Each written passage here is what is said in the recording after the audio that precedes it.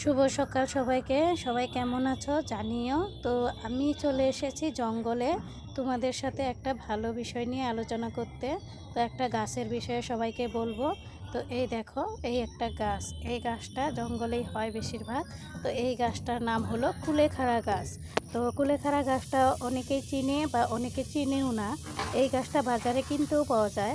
তো এই গাছটার অনেক অনেক উপকার আছে। এই গাছটার উপকার প্রথম হলো যাদের যাদের শরীরে হিমোগ্লোবিন একদম কমে গেছে, তো এই গাছের পাতাটা চিবিয়ে চিবিয়ে রস খেলে 3-4 দিন বা 10-12 দিন খেলে অনেক উপকার পাবে।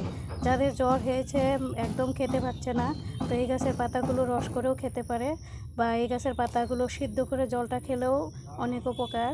বা কেউ কেউ খেতে পারে না, একটু গন্ধ লাগে, তাই এটা ডালের মধ্যেও খেতে পারে, বড়া ভেজেও খেতে পারে, যে যেইভাবে খেতে পারে। তো এটা যেভাবেই খাক তাতে উপকারী আছে। তো এই গাছের পাতাগুলো একদম বাঁশের পাতার মতন। তো এই দেখো আমি এই পাতাটা কিভাবে খাচ্ছি, একদম পাতাটা হাতে নিয়ে একভাবেই চিবিয়ে চিবিয়ে খেয়ে ফেললাম। তো এই গাছের উপকারটা তো বললাম, যদি কারোর এই ভিডিওটা দেখে উপকার হয় তো আমাকে কমেন্টে জানিও। তো কে কোথা থেকে দেখছো ওটাও আমাকে একটু জানিও। তো আশা করি সবার একটু উপকার হবে, তাই জন্য ভিডিওটা। তো টাটা, আসি।